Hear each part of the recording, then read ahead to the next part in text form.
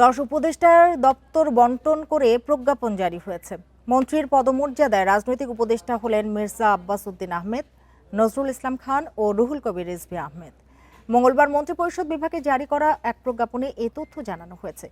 মন্ত্রীর পদমর্যাদার উপদেষ্টাদের মধ্যে মির্জা আব্বাস উদ্দিন আহমেদ, নজরুল ইসলাম খান ও রুহুল কবির রিজভী আহমেদকে রাজনৈতিক উপদেষ্টা করা হয়েছে। এছাড়া মোহাম্মদ ইসমাইল জবিউল্লাহকে জনপ্রশাসন এবং রাশেদ আল মাহমুদ তিতুমিরকে অর্থ ও পরিকল্পনা মন্ত্রণালয়ের উপদেষ্টা করা হয়েছে। এদিকে প্রতিমন্ত্রীর পদমর্যাদায় হুমায়ুন কবিরকে পররাষ্ট্র, দুর্যোগ ব্যবস্থাপনা ও ত্রাণ এবং বেসামরিক বিমান পরিবহন ও পর্যটন মন্ত্রণালয়, অবসরপ্রাপ্ত ব্রিগেডিয়ার জেনারেল শামসুল ইসলামকে প্রতিরক্ষা মন্ত্রণালয়, জাহিদুর রহমানকে পলিসি অ্যান্ড স্ট্র্যাটেজির উপদেষ্টা করা হয়েছে। এছাড়া মাহাদি আমিনকে শিক্ষা, প্রাথমিক ও গণশিক্ষা, প্রবাসী কল্যাণ ও বৈদেশিক কর্মসংস্থান এবং শ্রম ও কর্মসংস্থান মন্ত্রণালয়, রেহান আসিফ আসাদকে ডাক, টেলিযোগাযোগ ও তথ্য প্রযুক্তি এবং বিজ্ঞান ও প্রযুক্তি মন্ত্রণালয়ের উপদেষ্টার দায়িত্ব দেওয়া হয়েছে।